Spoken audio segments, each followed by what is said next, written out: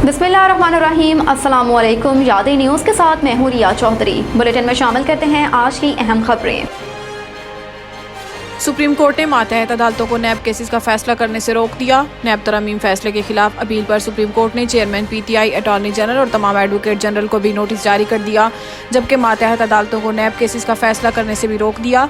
नैब तरमीम फैसले के खिलाफ अपीलों पर समाअत 11:30 बजे शुरू हुई। चीफ जस्टिस काजी फाइज ईसा की सरबराही में 5 रुकनी लॉर्जर बेंच ने समाअत की। लॉर्जर बेंच में justice Aminuddin Khan, justice Jamal Mandokhail, justice Athar Minallah और जस्टिस हसन अजहर रिजवी शामिल। सुप्रीम कोर्ट ने अदालती हुक्म और अपीलों की नकूल चेयरमैन पीटीआई को जेल में फराहम करने का हुक्म दे दिया, जबकि अदालत ने सूबों और इस्लामाबाद के एडवोकेट जनरल्स को भी नोटिस जारी कर दिए। अदालती हुक्मनामे में कहा गया है कि तफसीली फैसले आने के बाद नैब तरमीम इंट्रा कोर्ट अपील दोबारा मुकर्रर की जाने का हुक्म दिया।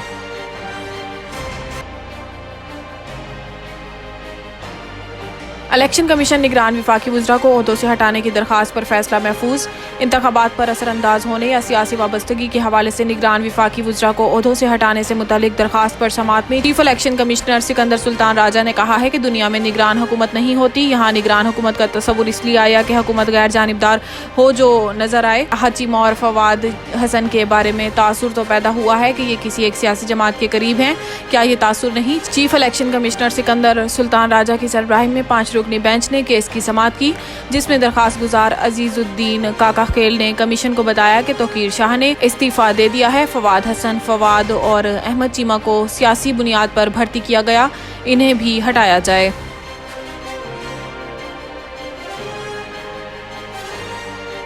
गैर कानूनी मुकीम अफराद अपने मुल्क जाएं और वीज़ा लेके आ सकते हैं।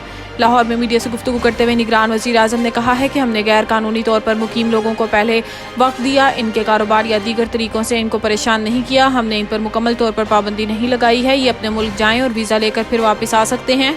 इन्होंने कहा है कि रजिस्टर्ड अफगान मुहाजिरीन को वापस नहीं भेज रहे, गैर कानूनी मुकीम अफराद को वापस जाने के लिए वक्त दिया है। दुनिया को कोई मुल्क गैर कानूनी अफराद को अपने मुल्क में रहने की इजाज़त नहीं देता। किसी भी मुल्क का शहरी वीज़ा लेकर पाकिस्तान आ सकता है।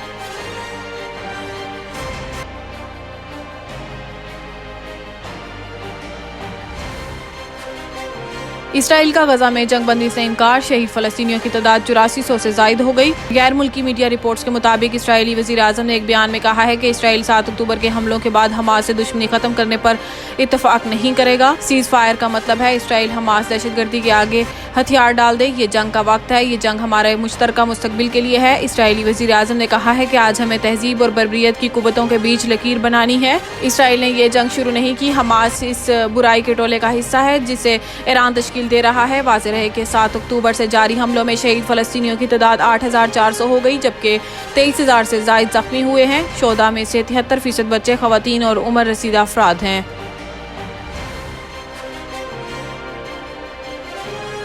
अब तक के लिए इतना ही। देखते रहिए यादें न्यूज़।